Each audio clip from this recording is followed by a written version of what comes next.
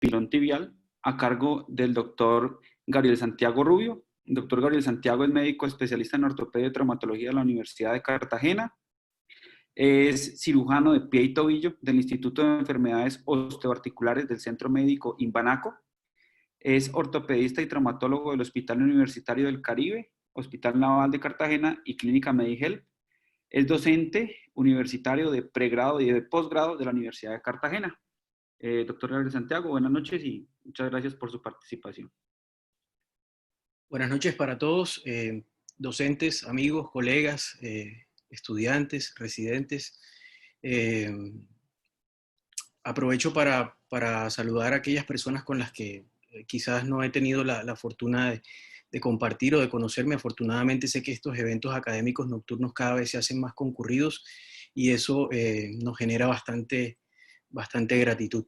Entonces, el tema a tratar, como bien decía el doctor Meneses, son fracturas de pilón tibial, que son lesiones con las que frecuentemente nos estamos enfrentando en el servicio de urgencia casi que a diario.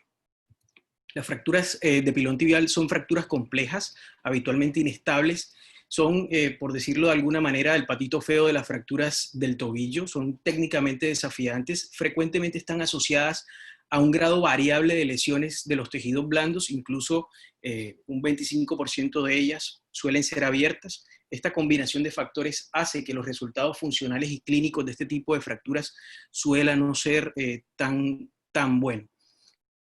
Incluso puede ser el dolor de cabeza incluso de cirujanos expertos. Constituye el 1% de todas las fracturas del miembro inferior y del 3 al 10% de las fracturas de la tibia. Es más común en hombres, en una proporción de 3 a 1, y se da más en la tercera década de la vida, en pacientes jóvenes que están más expuestos a traumas de alta energía. Puede haber fracturas de peroné relacionadas con la fractura de pilón tibial hasta en un 50% de los casos. Algunas literaturas, algunos autores hablan que hasta en un 80% de los casos. Hay que tener en cuenta que estos pacientes en algún momento de su valoración inicial en el servicio de urgencias o en su periodo de observación primario pueden comenzar a desarrollar un síndrome compartimental hasta en un 8% de los casos. En 1911, el doctor Desto, que era un radiólogo francés, comenzó a utilizar el término de pilón, que significa mortero. Él hacía una analogía entre este objeto cilíndrico y el golpe repetitivo contra el mortero. En 1950, Bonin comenzó a utilizar el término de plafón, pero el término de plafón él lo utilizaba refiriéndose a la superficie articular o techo articular. Entonces tenemos dos estructuras anatómicas diferentes. Una que es el plafón, es la superficie articular como tal, y por encima de este está la zona metafisiaria, como conocida como pilón tibial y que se extiende hasta 5 centímetros por encima de la superficie articular. Antes de los años 70 no se publicaba o no se hablaba mucho de la fractura de pilón tibial. Fue hasta final de los 60 cuando Rudy saca un artículo que es, por decirlo de alguna manera, el padre y la madre de todos los estudios que vinieron después. Él tiene un artículo que es bastante insignia y que habla inicialmente de clasificación, magnitud del traumatismo, la complejidad de todos los métodos de fijación de este tipo de fracturas y las grandes limitaciones que tenían para la terapéutica de las mismas. En cuanto a la definición de qué es una fractura de pilón tibial, tenemos que es una fractura de la tibia distal con compromiso articular, pero lo que la hace diferente es que involucra de forma significativa el área de soporte de carga. Es decir, hagamos un alto. Si usted tiene una fractura de maleolo medial o una fractura de maleolo posterior, tienen compromiso articular, sí que lo tienen, pero no involucran de forma significativa la zona de soporte y transmisión de carga. La fractura del pilón tibial sí lo hace. Además de eso, cursa con un grado variable de impactación de la superficie articular, y esta impactación sobre la zona de la metáfisis supramaleolar es lo que la distingue de fracturas bimaleolares o fracturas trimaleolares. Como mencionamos anteriormente, puede estar o no asociada a fracturas de peroné y esto no cambia en nada la definición. ¿Qué hace tan susceptible la metáfisis a este tipo de fracturas? La zona situada a más de 3 centímetros por encima de la placa subcondral es una zona que tiene una corteza más delgada y que tiene una resistencia muy baja, casi nula, a nivel del hueso trabecular a las fuerzas de compresión. Aiken, en 1985, después de ver aflojamiento precoz en varios de sus pacientes sometidos a artroplastia de tobillo, vio que de manera precoz estaba aflojando trabajando primordialmente el componente tibial. Entonces comenzaron a investigar qué estaba sucediendo en este segmento anatómico, por qué se estaban dando estos aflojamientos precoces, y comenzaron a investigar qué pasaba en esta zona. Él veía en estudios cadavéricos que al resecar la placa subcondral, toda esta zona metafisiaria perdía el 30 al 50% de su resistencia a la compresión. Entonces, a partir de este estudio, él comenzó a tratar de preservar la placa subcondral en todos sus reemplazos articulares, y este estudio fue traspolado a las fracturas de pilón tibial. Es decir, esta zona, conocida como la zona de pilón tibial, es muy frágil a las fuerzas de compresión. Y aquí tenemos una imagen en la parte izquierda superior, que es una imagen de una fractura trimaleolar, y es evidentemente y completamente distinta a la imagen que está en el lado derecho, que es una fractura compleja de pilón tibial, que por lo general, o por la imagen, se ve que es asociada a una fractura de alta energía. Entonces, hay una diferencia conceptual entre lo que es una fractura bi o trimaleolar y una fractura de pilón tibial, y es importante saber diferenciarlas. En cuanto a la anatomía quirúrgica, no me voy a detener mucho en esto. Los ligamentos que más están relacionados con las lesiones de pilón tibial son los ligamentos fibulotibiales, tanto el anterior como el posterior, y el ligamento incisural o ligamento interóseo, que es un ligamento poderoso y que no es más que una extensión de la membrana interósea. Las estructuras que frecuentemente están lesionadas en las fracturas de pilón tibial y que hay que tener muy en cuenta son el tubérculo de Chaput, el maleolo posterior o maleolo de Destot, y el margen anterior, la columna anterior del pilón tibial, que es la que con mayor frecuencia está afectada y que tenemos que tener una especial cuidado con ella, porque los abordajes en esta zona, por delante de esta zona ósea, hay escaso cubrimiento muscular, solo hay periósteo, fascia, estructuras tendinosas, estructuras ligamentarias, estructuras retinaculares. Por eso es una de las zonas que es más frecuentemente abordadas y que se asocia con mayor tasa de complicaciones. En cuanto al mecanismo del trauma, Rudy hablaba en el 68 de que la posición del pie jugaba un papel determinante en la morfología que iba a tener nuestra fractura del pilón tibial. Él describe con mucho detalle la interrelación que hay entre la fuerza del impacto axial y la posición que tenía el pie en el momento del trauma. Entonces él hablaba que el pie podría estar en posición neutra en planti o en dorsiflexión, y eso nos iba a dar distintos patrones de fractura. Siendo el más complejo la fractura donde el pie está en posición neutra, porque va a producir un compromiso tanto de la columna anterior como de la columna posterior del pie, con un compromiso intraarticular importante, con minución, impactación metafisiaria y una fractura de las más severas. No así cuando la posición del pie era en plantiflexión, que afecta básicamente la columna posterior del pilón tibial, y cuando la fractura es en dorsiflexión, afectando básicamente la columna anterior del pilón tibial, ya sea anterolateral, anteromedial o en la totalidad de la parte anterior del pilón. El mecanismo del trauma se reconoce en dos mecanismos básicos: la torsión, que es de baja energía y por ende tiene un mejor pronóstico postoperatorio, y la carga axial, que se relaciona más que todo con alta energía. El mecanismo del trauma no es más que el trauma axial, que hace que el astrágalo se desplace contra el plafón articular de la tibia distal. Estas dos estructuras tienen diferencias anatómicas, ¿sí? Y estas diferencias anatómicas son lo que determina el resultado de la colisión de estos dos huesos. La superficie de la tibia distal es más pequeña, es más tendiente a ser rectangular, es más plana, a diferencia de la forma del domo del talo, que es convexo, que es más grande, que está ensanchado en su parte anterior, y estas diferencias hacen que el plafón tibial sea más propenso que el talo en fracturarse, y de fracturarse de una manera muy compleja, causando este tipo de lesiones. La torsión, relacionada con baja energía, por lo general da este patrón de fractura. Fracturas que son de trazo largo, trazo oblicuo, que se extienden de forma que se prolongan hasta la superficie articular. Básicamente son fracturas diafisiometafisiarias que se extienden hasta la superficie articular, pero no presentan gran impactación articular. A diferencia de la carga axial, que está relacionada con alta energía y da un patrón completamente distinto de fracturas del pilón tibial, que se asocian con una mayor tasa de complicaciones. Entonces, el impacto de alta energía básicamente y lógicamente nos va a generar una mayor conminución, un mayor compromiso de la superficie articular y un considerable daño de los tejidos blandos, lo que no contribuye con los buenos resultados al final. En cuanto a las clasificaciones, existen dos tipos de clasificaciones, aparte de la clasificación del mecanismo del trauma. Rudy consideraba que el mecanismo del trauma no era suficiente como clasificación para darle una guía al cirujano de cómo debía afrontar su fractura.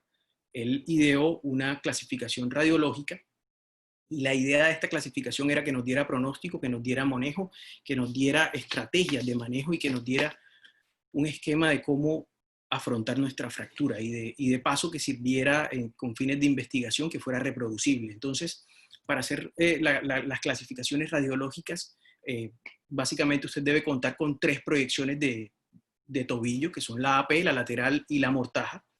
Son básicas. La clasificación de Rudy tenía 3 tipos de fractura. La tipo 1, que era una fractura articular pero no desplazada. La tipo 2, que era una fractura articular con desplazamiento pero sin conminución. Y la tipo 3, que era una fractura con desplazamiento de la superficie articular y asociada a conminución. Posteriormente, estos 2 autores añadieron un grado 4 y un grado 5 para incluir fracturas que se extendían a la región metafisiaria o diafisiaria, con una conminución mayor y que por lo general estaban asociadas a alta energía.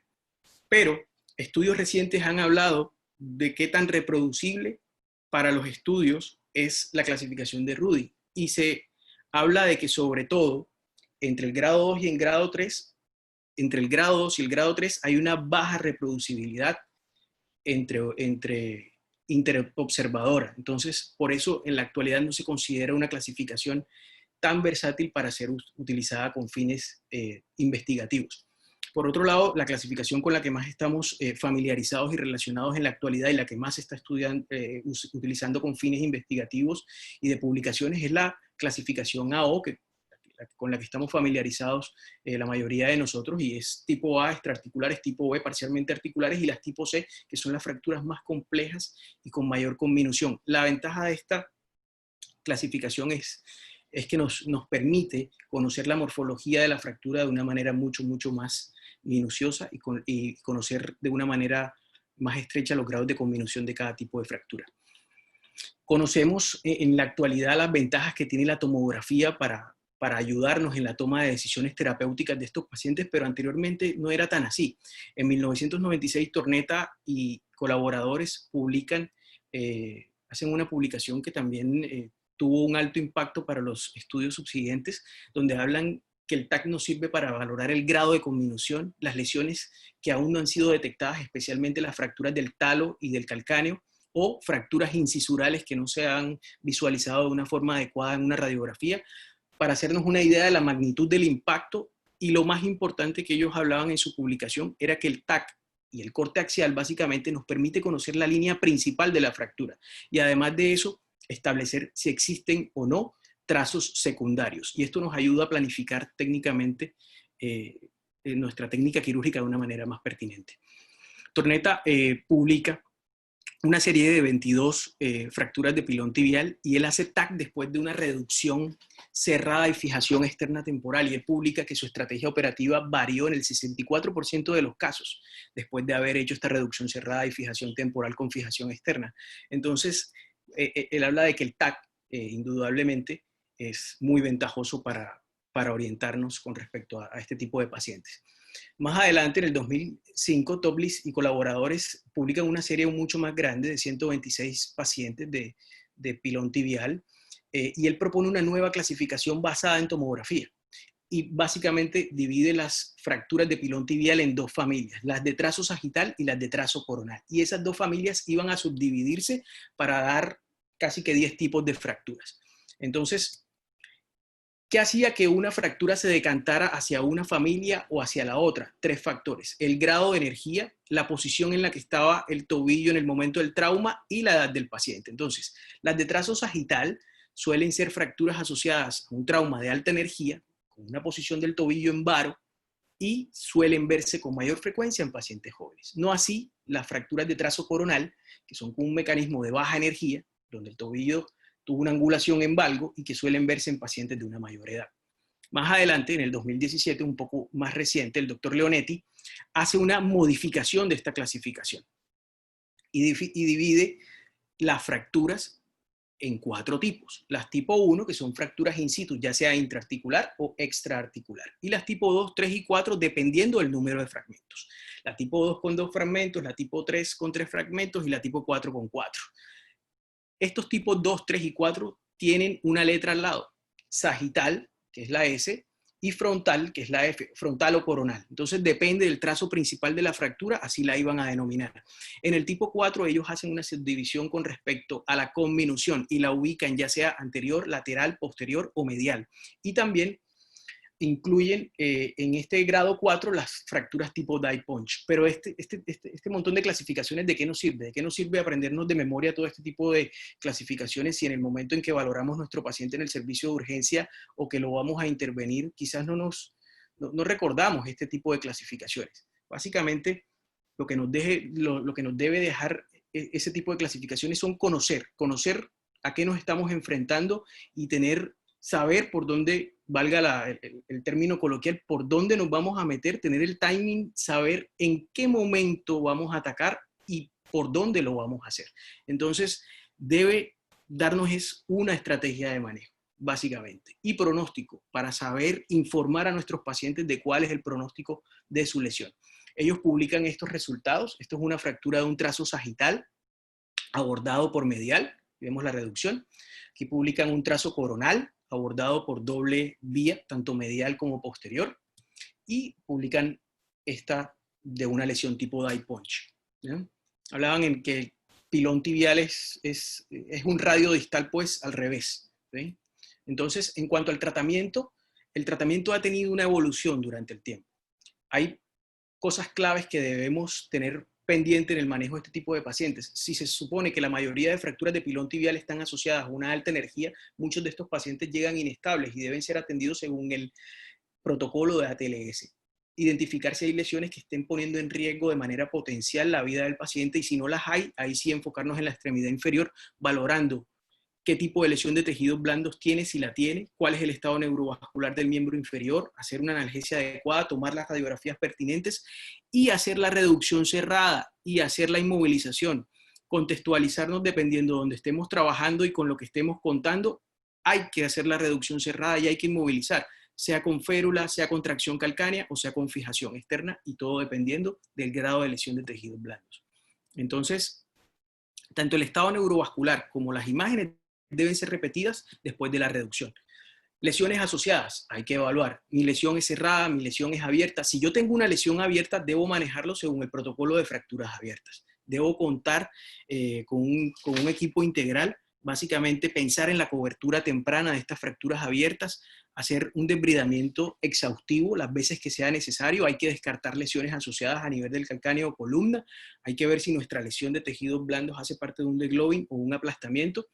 Hay que tener en cuenta todas estas situaciones. El grado de lesión de tejidos blandos hay que escribirlo en la historia, y hay que informárselo al paciente. Seguramente el paciente no entiende qué es la clasificación de Cherny, pero estoy seguro que nosotros podemos transmitírselo al paciente y decirle, vea, usted está así, así, así, y el pronóstico de que usted sea un C2 o un C3 es que usted puede evolucionar en algún momento a un síndrome compartimental. Nosotros podemos usar palabras muy coloquiales para informarle al paciente. No sirve de nada plasmar en la historia que es un Cherny 1, 2 y 3 y no explicarle al paciente cuál es su pronóstico. Entonces, tener claro que para eso sirven las clasificaciones. ¿Tiene cabida el manejo conservador en las fracturas de pilón tibial? Lo primero que pensamos al escuchar la palabra pilón es fractura articular, y que la fractura articular requiere una reducción anatómica y una estabilidad absoluta.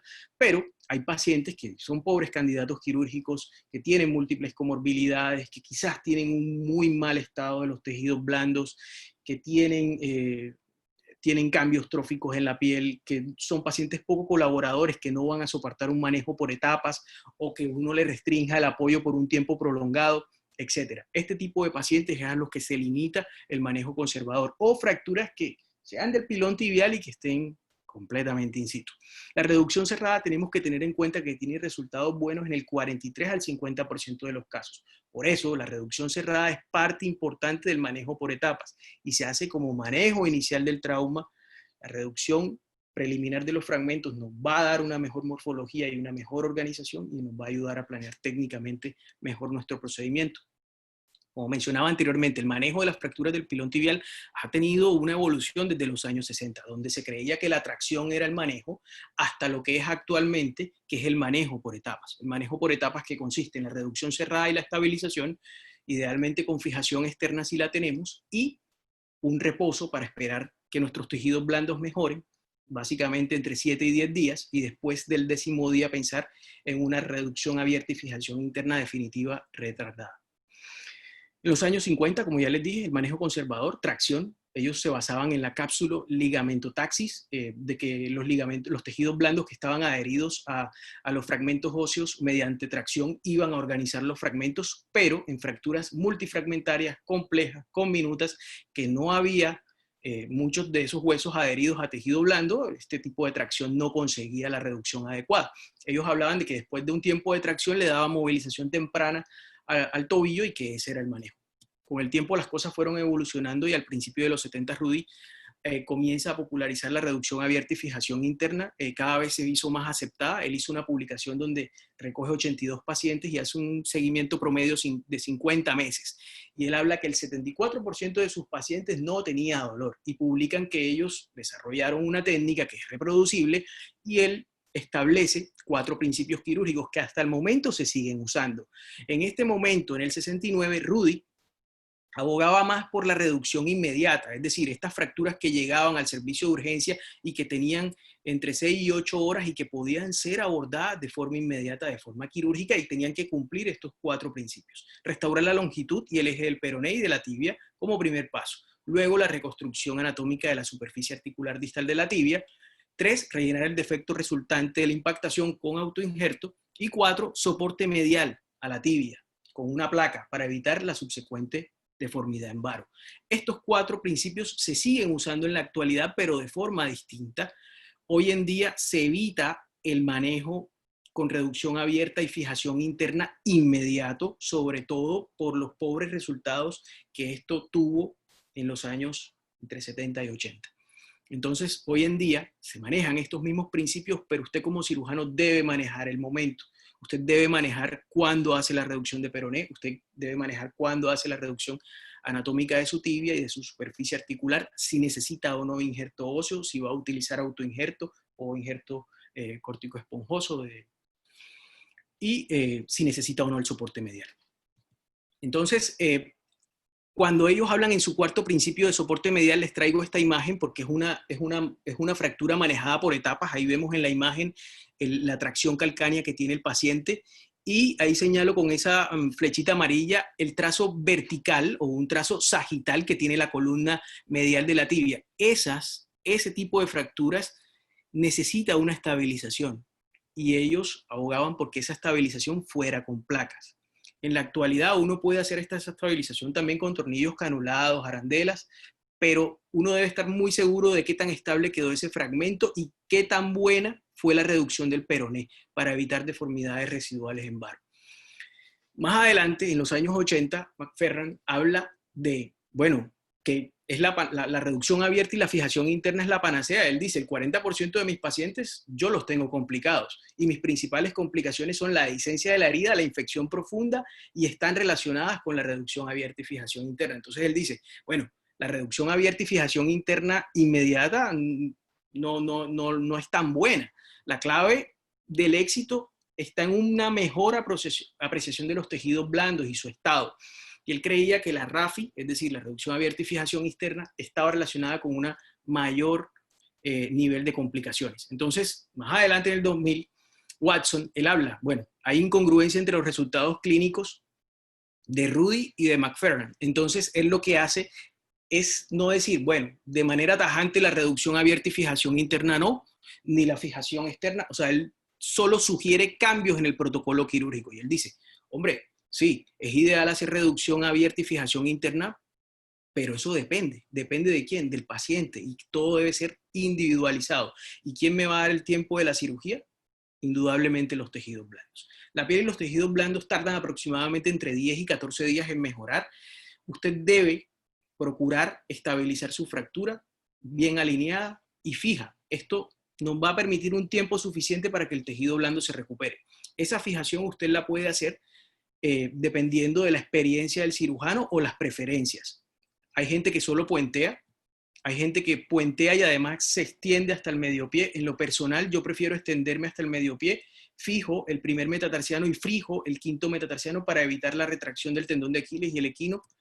y hay personas que utilizan fijaciones híbridas. Eso depende del gusto de cada quien y de la experiencia de cada quien y el objetivo que tiene con su fijación externa.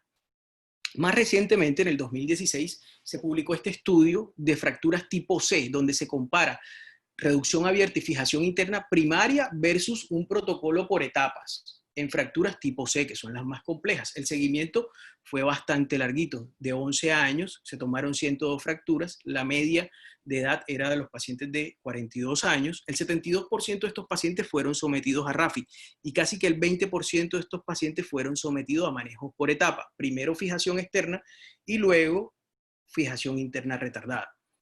¿Cuáles fueron los resultados? Hombre, que el manejo debía ser individualizado, que el manejo no debe ser el mismo para todos los pacientes, que hay que manejar los patrones de fracturas complejas en un marco de tiempo diferente para cada paciente. Y que esto, el individualizar los pacientes, va a hacer que indudablemente mejoren nuestros resultados clínicos. En este artículo ellos publican que su resultado es satisfactorio con la reducción abierta y fijación interna inmediata en pacientes apropiados, pero no definen qué es un paciente apropiado. Entonces ahí surge la pregunta, ¿qué es un paciente apropiado? Pues si usted va a hacer reducción abierta y fijación interna inmediata, la respuesta está ahí mismo, en los tejidos blandos. Entonces publican que hay 18 infecciones de sus heridas, 9 superficiales, 9 profundas. Y él habla de que la mayoría de sus infecciones está relacionada con comorbilidades, con que la fractura de pilón fuera abierta o que el paciente hubiese recibido antes de la estabilización retardada una fijación externa temporal. El 72% de estos pacientes estaban satisfechos en la escala OFAS, que es una escala funcional de evaluación.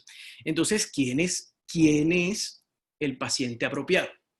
Hay que evaluar los tejidos blandos, hay que estadificarlos, hay que hacer manejo por etapas, hay que ver qué signos clínicos nos da nuestro paciente, hay arrugas, hay epitalización de las ampollas, cómo está mi herida, si tuve una fractura abierta, qué tal va esa fractura abierta, cuántas veces la he lavado, cuántos lavados ha meritado, cómo está ahora en este momento. Todas esas preguntas tenemos que hacernos. ¿Y cuál es nuestro paciente apropiado? Entonces les traigo este paciente.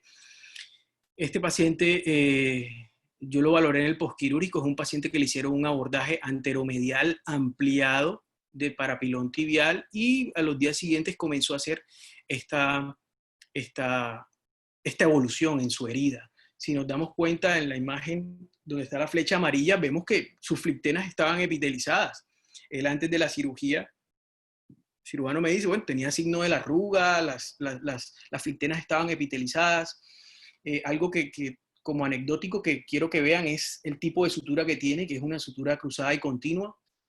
Por eso quiero que le pongan especial atención en qué terminó este paciente, con una exposición del tejido óseo profundo y del material de fijación interna. Entonces, si este paciente tenía arrugas, si tenía las fliptenas epitelizadas, ¿qué pasó? Si era un paciente joven, ¿por qué evolucionó así? Y bueno, no tengo la radiografía porque lastimosamente no la encontré. Hace poco sufrí un percance con mi computador y realmente no tengo todas las imágenes que quisiera tener para esta charla. Pero ¿qué pasó con este paciente si era un paciente joven? ¿Qué pasó si estaba deshinchado? ¿Qué pasó si tenía signo de la arruga? Hay que individualizar, hay que ahondar más en la historia clínica, hay que preguntar. Este es un paciente que era habitante de calle, desnutrido y que además abusaba de drogas psicoactivas. Entonces, muchas de estas cosas tienen inevitablemente relación con el desenlace que va a tener nuestro paciente, sobre todo también por el cuidado que le ponen estos pacientes a las heridas quirúrgicas y todo eso.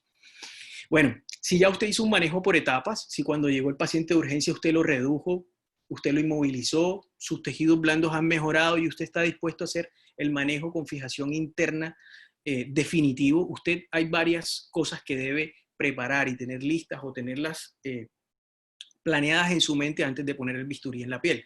Hay que saber cuál es la posición en la que voy a comenzar la cirugía, si toda mi cirugía va a ser en esa posición o durante la cirugía me va a tocar cambiarlo de posiciones. ¿Qué número de abordajes voy a hacer y cuáles? ¿Sí? ¿Cuento con una mesa adecuada? ¿Voy a lavar toda la extremidad? ¿Necesito cresta ilíaca o tengo sustituto? ¿Ya? ¿Voy a utilizar torniquete? En lo personal y en la actualidad, como estábamos hablando en una de las charlas anteriores, no hay que satanizar el torniquete. A muchas personas les gusta trabajar con torniquete. Una de esas personas soy yo, pero cada vez más hago las fracturas de pilón tibial sin torniquete. Lo dejo montado, pero no lo insuflo. No sé, siempre tengo esa prevención de dejarlo montado, pero últimamente no lo estoy insuflando. Estas fracturas de pilón tibial que son tan complejas y uno demora 2 horas y media, 3 horas a veces, que comienza en supino o que comienza en decúbito lateral y que termina en prono o viceversa, hace que el tiempo de isquemia y cuando uno baja el torniquete hay un sangrado tan grande que en lo personal me vuelve tediosa el resto de la cirugía. Entonces estoy yendo con mucha calma, haciendo mi hemostasia y estoy trabajando sin torniquete, sin satanizar el uso de él o no. ¿Qué abordaje voy a utilizar? Entonces tenemos dos abordajes anteriores, anterolateral, anteromedial, tenemos dos abordajes posteriores, posteromedial y posterolateral, un abordaje medial puro y un abordaje lateral puro. ¿Por qué pongo el abordaje lateral en amarillo? Porque debemos ver si además de nuestra fractura de pilón tibial hay alguna lesión de la sindesmosis, que con frecuencia pasa desapercibida. Y hay personas que hacen un abordaje posterolateral, fijan la fíbula por posterior y teniendo una placa por posterior no es tan fácil hacer una fijación de la sindesmosis. Cuando hay una lesión de la sindesmosis asociada a nuestra fractura de pilón tibial, en lo personal y lo más cómodo para mí es hacer un abordaje lateral puro, ¿sí? Colocar mi placa por lateral y hacer una buena reducción de la sindesmosis. ¿Qué abordaje voy a utilizar? Para eso está este estudio que es muy conocido y seguramente varios de los que me están escuchando lo han leído. Es un grupo chino que en el 2012 publica la teoría de las columnas. Ya se venía hablando de antes de esto, pero ellos hacen una publicación muy bonita y muy seria al respecto. Ellos hablan de que existen 3 líneas, tomando como base el corte axial de la tomografía. Entonces, existe una línea intermaleolar y existen 2 líneas sagitales, la línea media sagital y la línea lateral sagital.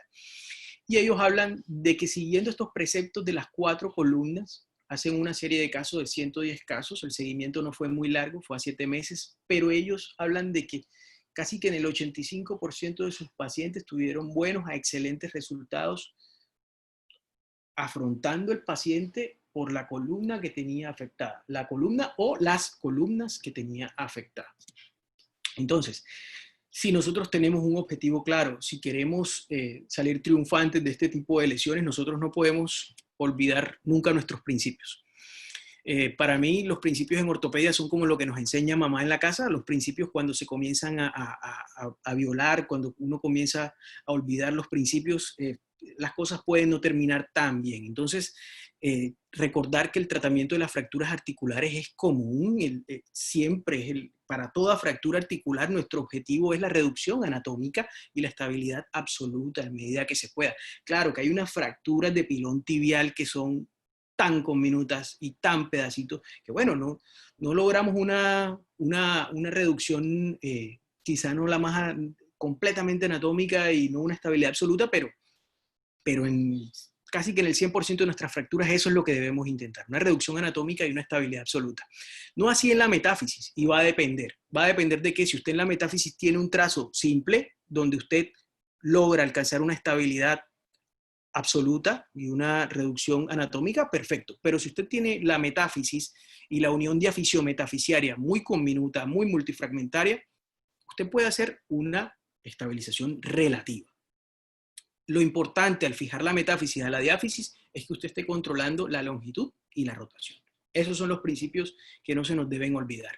A tener en cuenta cuál es la vascularidad del segmento distal de la pierna, la cara anterior de la tibia, como lo dije al principio, la cara anterior del tercio distal de la tibia, hay pocas estructuras musculares, solo básicamente hay estructuras ligamentarias, tendinosas, retinaculares, y la irrigación de la piel proviene de la fascia. Así que, de qué tan gentil usted sea y de qué tan cuidadoso sea con su tejido blando, yo creo que los residentes se ríen un poquito de mí porque cierro las incisiones sin pinza en la mano. Y soy muy cuidadoso con los abordajes porque de eso va a depender mucho de los resultados. Tenemos que tener muy en cuenta la irrigación del segmento distal de la tibia. Esta publicación es reciente, bueno, relativamente, el 2018, y es una publicación muy chévere, muy bonita. A diferencia de la meseta tibial donde hablan de distancias en centímetros, acá hay una controversia. Hay muchas publicaciones que dicen que los abordajes deben estar a 5 centímetros, otras que a 7, y en esta publicación hablan de que más allá de la distancia, lo importante es seguir los angiosomas. Entonces dividen los territorios irrigados por cada arteria, así como lo ven en la imagen de la parte derecha, y que los abordajes deben ser lo más verticales posibles y deben estar entre un angiosoma y otro para disminuir el riesgo de las complicaciones de las heridas. Y esto se los coloco aquí antes de comenzar de hablar de los abordajes, porque quiero tocarles un punto especial. Quiero que recuerden la imagen que les mostré anteriormente del abordaje que terminó con la placa expuesta.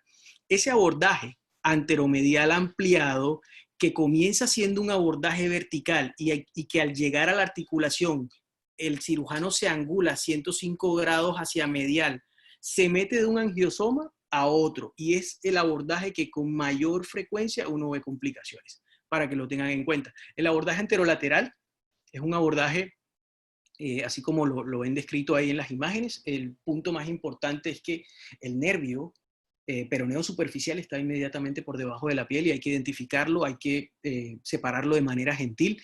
Es un nervio que al ser lesionado hace con alta frecuencia síndrome regional de difícil tratamiento. Entonces, a tener en cuenta. El abordaje enteromedial, que nos sirve para abordar tanto el segmento anterior, la columna anterior de la tibia y la parte medial.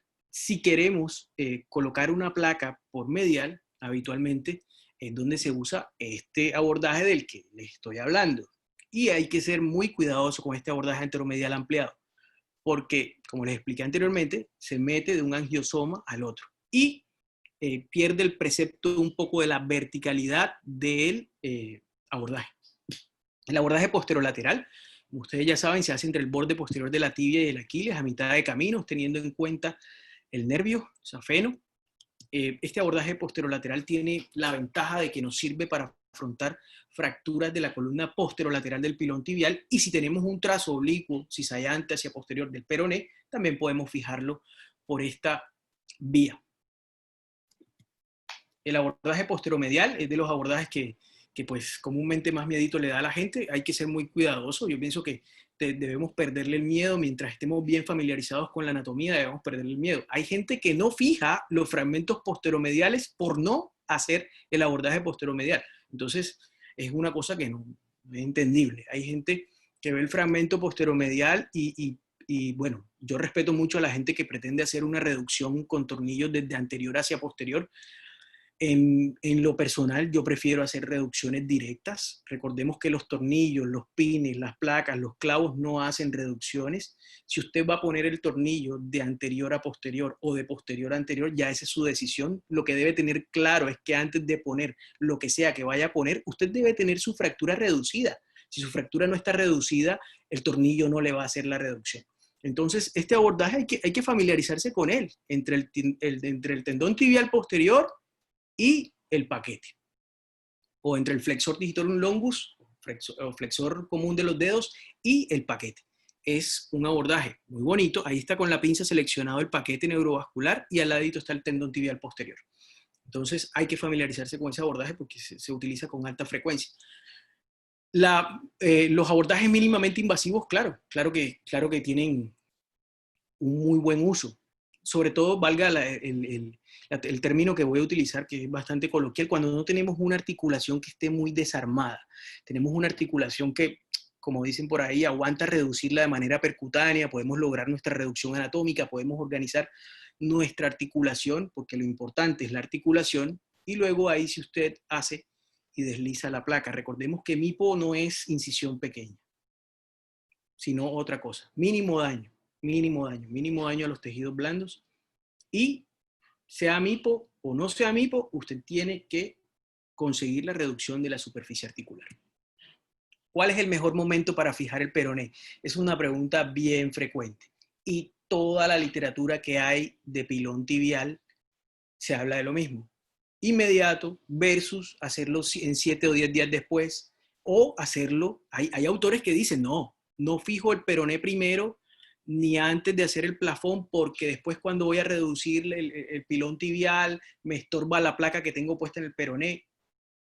Bueno, En lo personal, la respuesta a esta pregunta es la misma de toda la charla. Depende. ¿Y depende de quién? Del tejido blando. Si usted hace una reducción cerrada, chévere, en el momento en que ingresó el paciente, lo estabiliza con un tutor y su cara lateral está en buen estado, usted no es un pecado estabilizar el peroné. Yo en lo personal lo he hecho, pero el tejido blando tengo que, tengo que estar, bueno, seguro 100% uno nunca, pero uno tiene que ver muy bien cómo está el estado de los tejidos blandos. Si lo veo medio hinchadito, espero 7 o 10 días y recupero la longitud del peroné, que es muy difícil de recuperar después de los 15 días.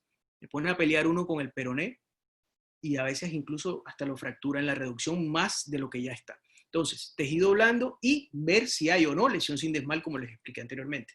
Este artículo es relativamente reciente, de mayo del 2019, a cumplir el añito.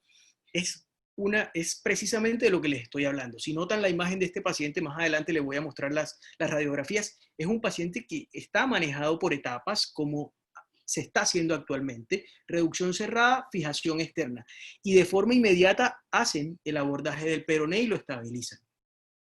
2 semanas después hacen el abordaje anterolateral, ahí se ve muy bonito el nervio peroneo superficial, los dos abordajes, cada uno en su angiosoma, cada uno conservando su verticalidad, y esta es la radiografía del paciente, estabilización del peroné, estabilización anterolateral con una placa en L. Si ven la manguerita de la radiografía postquirúrgica es porque este paciente, contextualizándonos, siempre el manejo debe ser contextualizado, a dónde estamos, en qué hospital estamos, con qué contamos. Si yo tengo la posibilidad y creo que mi paciente puede evolucionar mal en su herida y creo que se puede beneficiar de un sistema de presión negativa, un Prevena, puedo usarlo.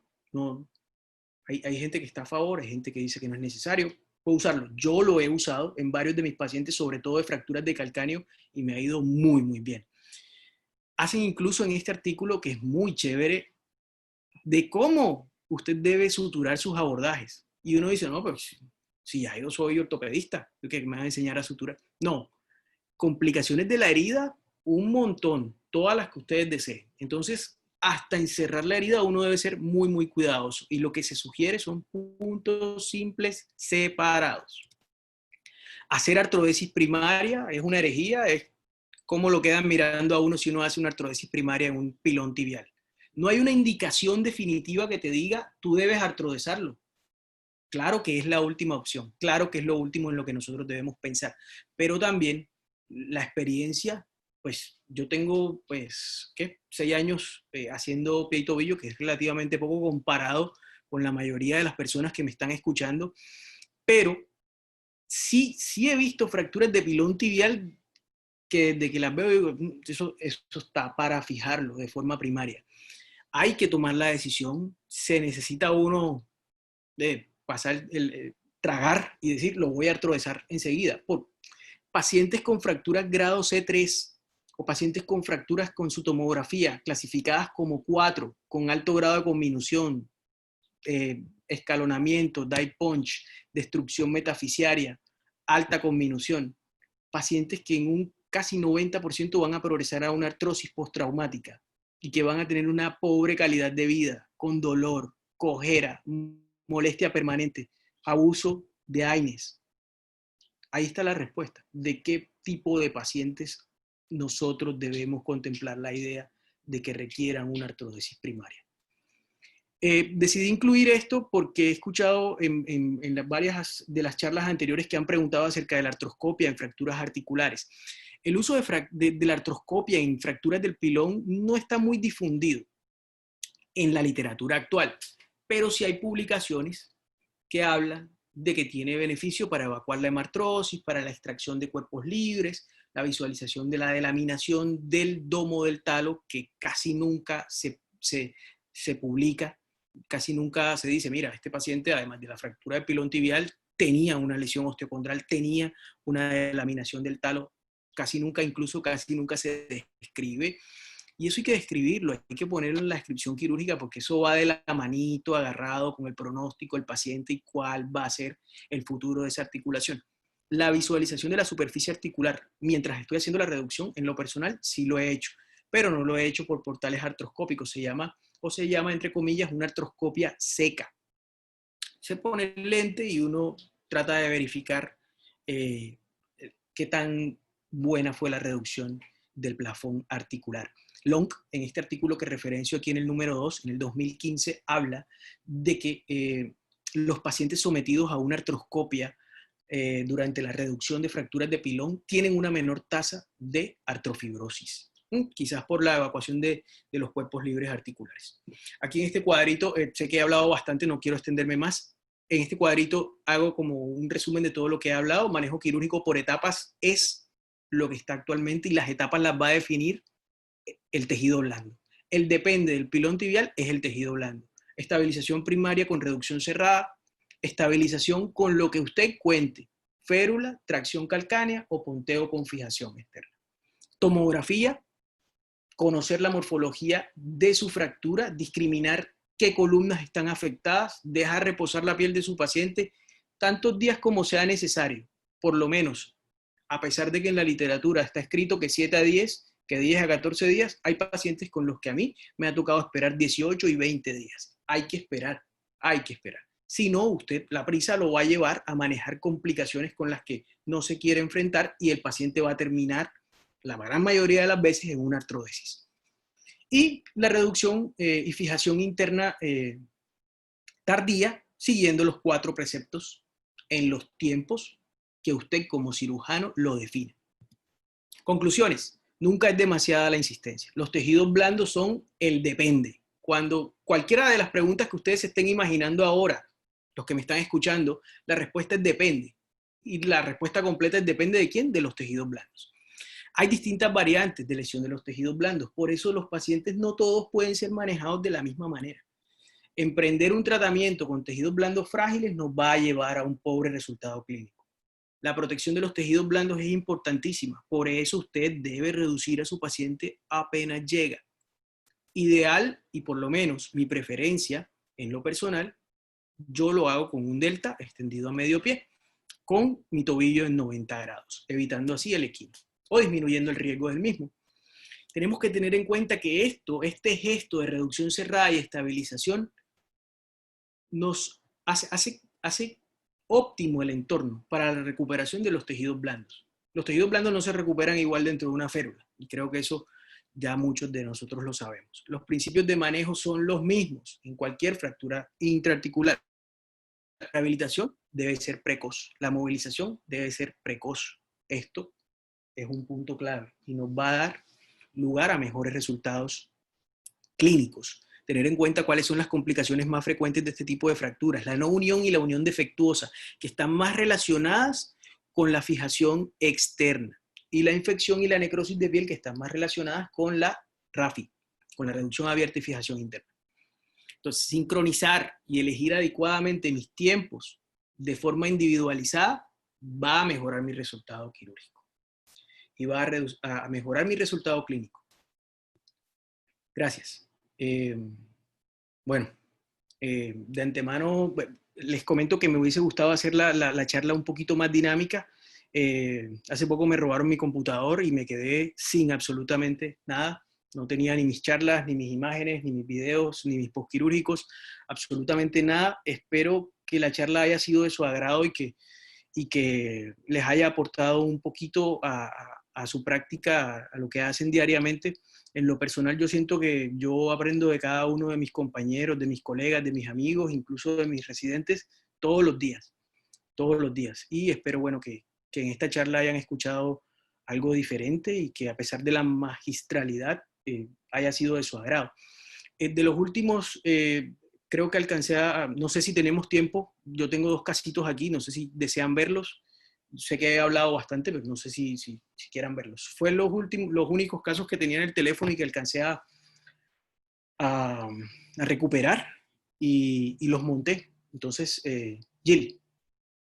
Bueno, sí. ¿Cómo estamos de tiempo? Sí, estamos bien perfectos de tiempo. Okay. Entonces, pido disculpas de antemano porque no tengo todas las imágenes de los pacientes, me encantaría tenerlas, pero siempre le he dicho a los residentes, cuando me muestran la reconstrucción, yo le digo, muéstrame el corte axial, muéstrame el corte coronal y muéstrame el corte sagital. Yo, en lo personal, pienso que uno se debe familiarizar con la tomografía, familiarizar con los cortes simples. Y bueno, con el tiempo ir familiarizándose con la reconstrucción. En este caso, solo cuento con unos pantallazos que en esa oportunidad tomé de la reconstrucción. Este es un paciente de casi 2 metros de estatura, que pesaba 130 kilos en este momento, se cayó de un andamio, un accidente laboral, tiene compromiso de la columna medial, de la columna lateral y de la columna anterior. No tengo ninguna vista posterior, pero también tenía compromiso posterolateral y evidentemente del peroné. Ese paciente, lo primero que hice fue un abordaje posterolateral. Lo hice a los 15 días porque el paciente estaba supremamente edematizado, supremamente edematizado. A los 15 días abordé el peroné, como ven la plaquita por posterior, y hice la reducción y coloqué una plaquita Botres posterolateral. Ese paciente ese día solo le hice ese abordaje en prono, porque la parte anterior seguía estando algo edematizada. 5 días después, lo llevé al abordaje anterior. ¿Con qué fijé mi segmento anterolateral? Con ese tornillo canulado que ven ahí. Esa guía que está paralela a la superficie articular es de otro canulado. Aquí ustedes ven en la flecha amarilla la superficie articular que está con el grado de desplazamiento, con el grado de depresión, la depresión articular, el gap articular que hay en esa zona. Después de ese canulado, puse un segundo canulado, este segundo canulado puesto desde medial. A mí me gustan mucho los canulados, me parece que me ayudan mucho en mi reducción. Y aquí vemos la articulación mucho más organizada. Siempre entren con muchos pines, siempre entren con muchos pines y también con statement. Hay fragmentos que incluso, al igual que en la meseta tibial, no se alcanzan a agarrar con nada y no es un pecado dejar pines a ras. Nos sirven de mucho para la reducción articular. Los pines puestos de forma yuxtaarticular se pueden utilizar y hay que tenerlos presentes como una herramienta. Posteriormente, después de que puse mis 2 canulados, puse una placa anterior, que la ven ahí la alcanzan a ver, ¿no? Antes de fijarla, esa es la placa por anterior. Y este es el resultado final. Hay plaquitas, la mayoría de casas tienen plaquitas de un perfil muy bueno, muy delgada esa placa anterior, como la alcanzan a ver. Por detrás de la placa anterior alcanzan a ver que hay 1, 2, 3 canulados. Entonces, todo mi segmento anterior lo reconstruí con canulados. Hay que hay que tener especial cuidado cuando uno va a manejar el paciente por etapas, incluso va a ser ya la fijación interna definitiva, pero la fijación interna definitiva también la puede hacer por etapas. Usted, dependiendo del estado de los tejidos blandos, puede seleccionar, como yo en este caso, hacer primero el abordaje posterolateral y 5 días después hice el abordaje anterior. Pero usted tiene que tener en cuenta que los tornillos de la placa que está poniendo por vía posterior no sean tan largos que dentro de 5 días le dificulte poner la placa o hacer la reducción y la fijación por anterior. Este paciente a los 15 días evolucionó así y me dijo, doctor, vea, y he aquí el abordaje anteromedial ampliado, con su angulación de 5 a 110 grados hacia medial y sus complicaciones cutáneas. Este paciente con curaciones salió adelante. Ese es el abordaje posterolateral. Ese es el abordaje anteromedial ampliado, perdón. Paciente de casi 2 metros, pesaba 130 kilos en ese momento, en la actualidad está un poco más delgado. Y este es un video, tengo contacto con él y ayer se lo pedí porque realmente no tenía mucha información propia para esta charla. Este es un segundo caso que es de hace 3 semanas en el Hospital Universitario del Caribe, es una paciente joven. Tampoco tengo los cortes simples, como les dije, les pido disculpas por eso. En estas imágenes que les muestro se ve que hay compromiso tanto anterolateral como de la columna medial. Aquí se ve la parte posterior, vemos cómo el trazo va hasta arriba, casi que hasta la diáfisis, y se extiende principalmente hacia posterolateral. Pero aquí en esta zona, vemos cómo ese fragmento posterior es el que se extiende completamente hacia anterolateral. Y en este video se entiende un poquito mejor. Ahí vemos el maleolo medial relativamente en su lugar. El segmento, la columna medial está casi que en su sitio. Por eso es que nosotros debemos aprender a valorar cuál es el trazo principal y cuáles son los trazos secundarios. Y creo que este TAC lo vi unos momenticos antes de entrar. Teníamos otro plan y mi plan cambió en un momento apenas vi esto. Yo dije, es un solo fragmento posterior que se extiende hasta anterolateral. Entonces, solucioné mi trazo principal. Seleccioné mi trazo principal y por ahí me fui. Hice una reducción con 4 tornillos canulados, como lo ven ahí, y luego puse una placa de neutralización, como lo ven en la proyección lateral, con 3 tornillos por encima de donde finalizaba la fractura. Y ven la superficie articular restituida. Y nada, eso era lo que le quería charlar el día de hoy.